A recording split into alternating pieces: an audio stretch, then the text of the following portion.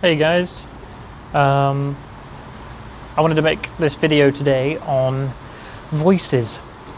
Voices are really weird, right? Because even people who are on medication still get voices, still hear voices.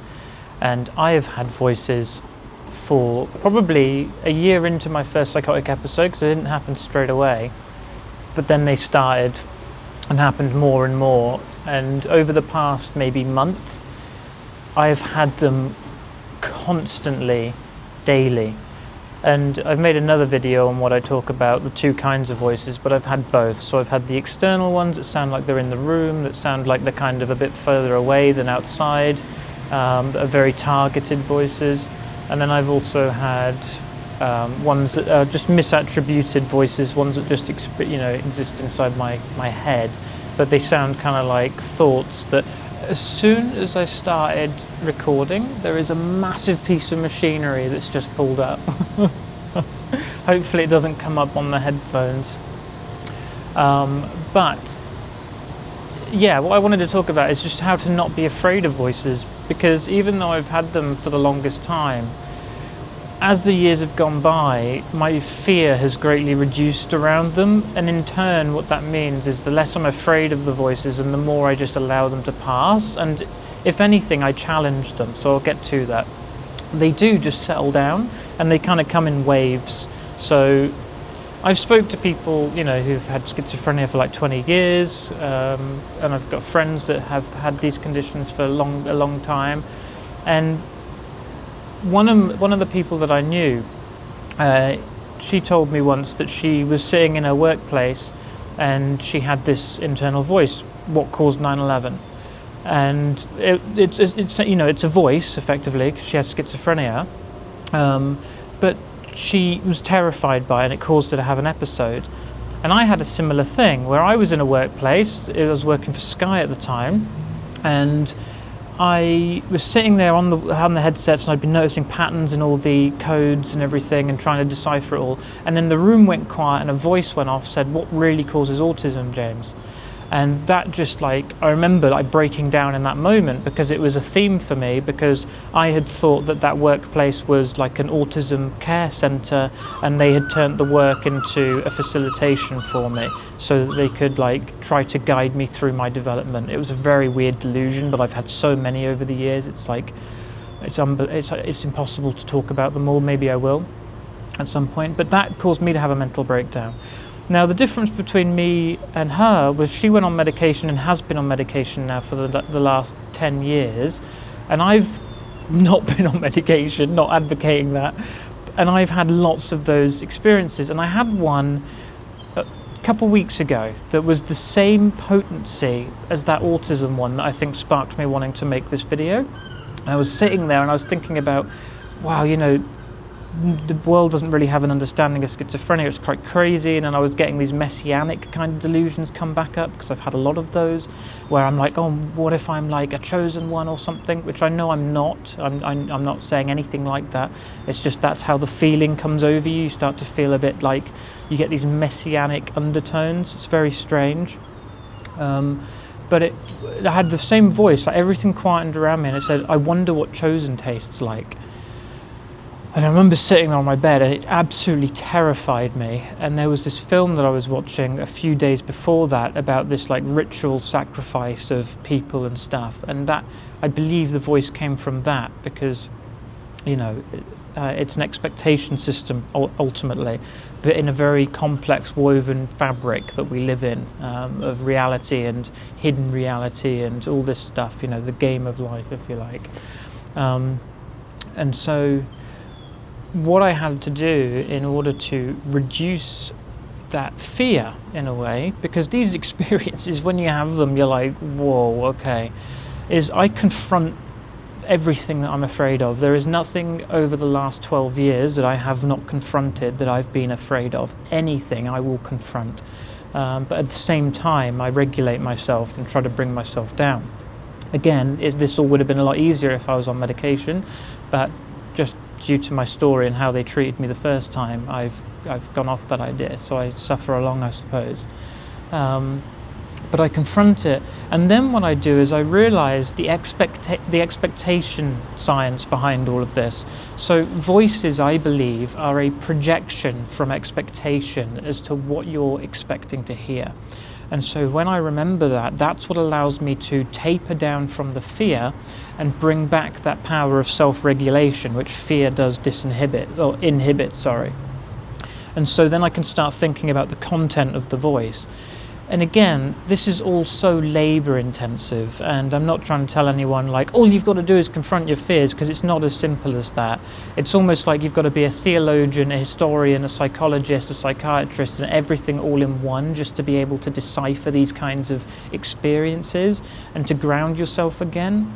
It's insanely laborious. But the thing is that voices don't disappear for a lot of people when they get medication.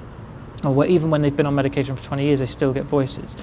And for me, seeing how far I'm coming with this, especially now that I've shared my theory on schizophrenia, and I'm understanding all of that knowledge a lot better for myself, I don't see any form of psychosis or condition like schizophrenia now as something terrifying and unknown to me. All of the key elements, from the hallucinations, from the depression, from the, hallucinations, all the experiences, these effectively have some kind of cascading knowledge to them. And it's just about being able to remember and remind yourself of the knowledge within it and ground yourself ultimately.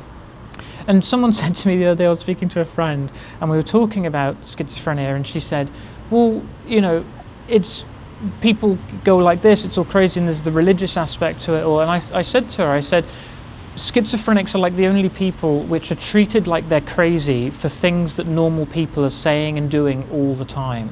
The only difference is, I believe, in schizophrenia is the emotional aspect, not being able to handle it, that nervous system firing off that overactive threat detection and then turning the metaphysical into a threat instead of just a metaphysical place of belonging like the normal person does. So the normal person, I've met people over my years that haven't had schizophrenia that have believed that we descended from alien. This is just a perk of my life, I suppose, because funnily enough, this sort of thing behind me, I used to live in abandoned houses and that sort of thing.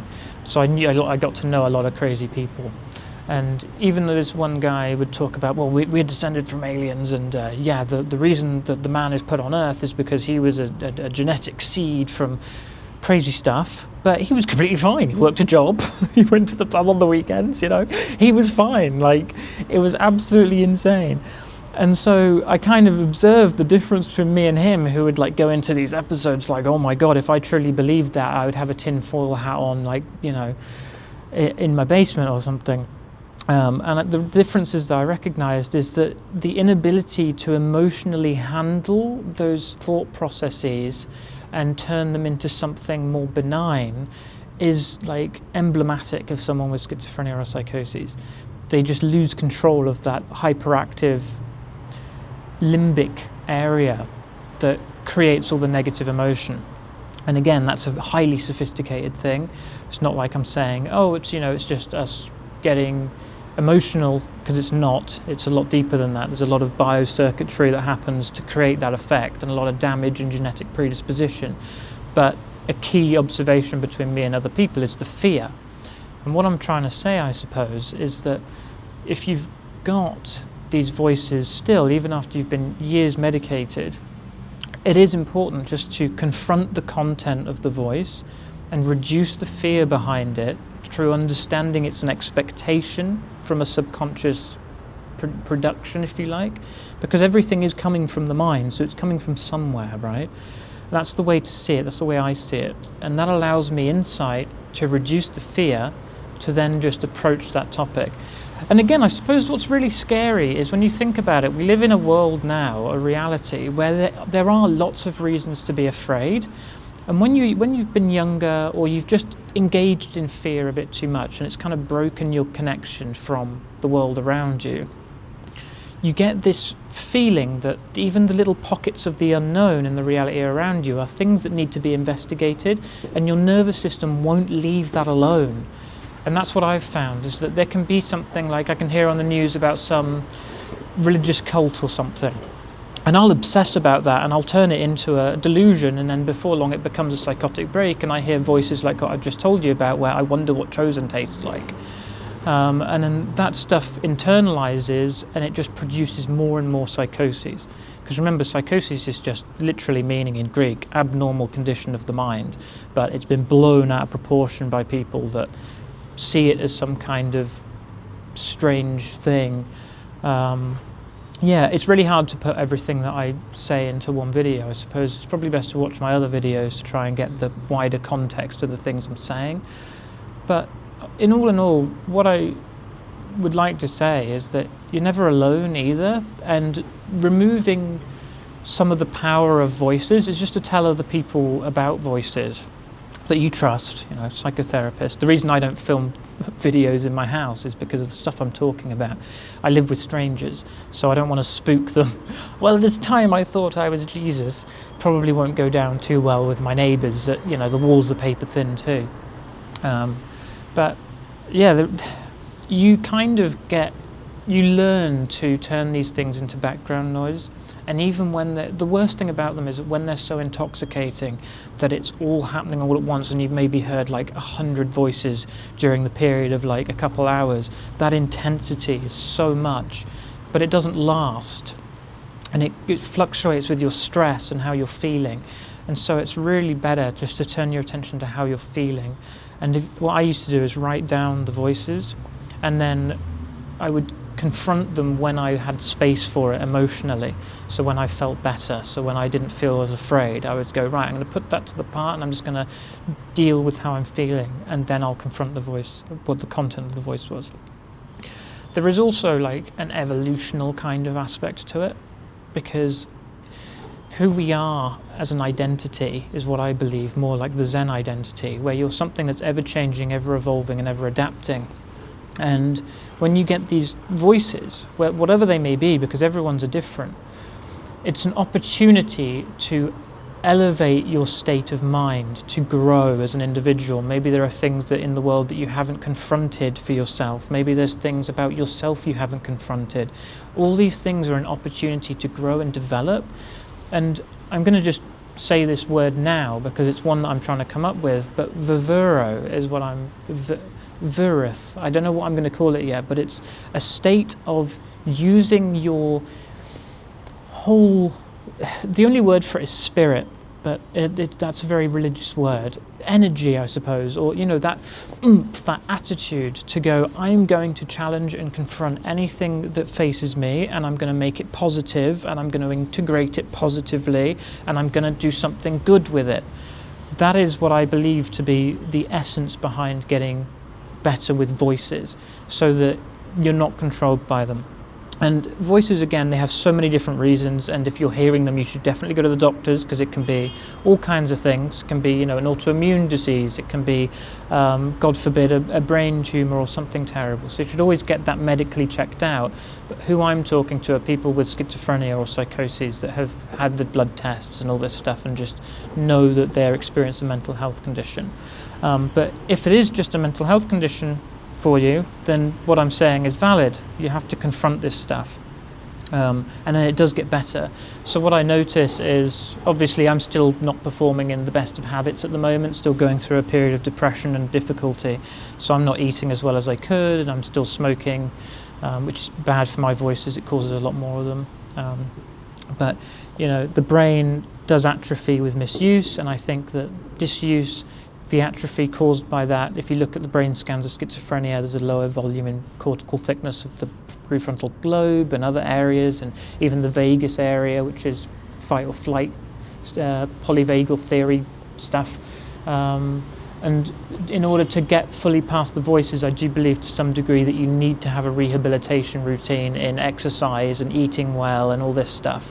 But in terms of the fear caused by voices, that's something that you can confront, and it's something that stops you degressing, right? So when I hear voices, especially like wonder what chosen tastes like, it's absolutely terrifying when you hear that stuff, especially when it's connected to hallucinations or delusions. You really get afraid of that. And so reducing the fear of it stops you degressing into not eating, into not sleeping. So handling the fear is really important, and you handle the fear by confrontation and a positive attitude, and also not dealing with it alone and sharing. Like, you can share on this video if you like what's something that a voice has said to you before, as long as you don't feel like it's on your personal account and it's going to make you more paranoid. But yeah, feel free to share what you've experienced. I hope that wasn't a mess of a video. Have a good day.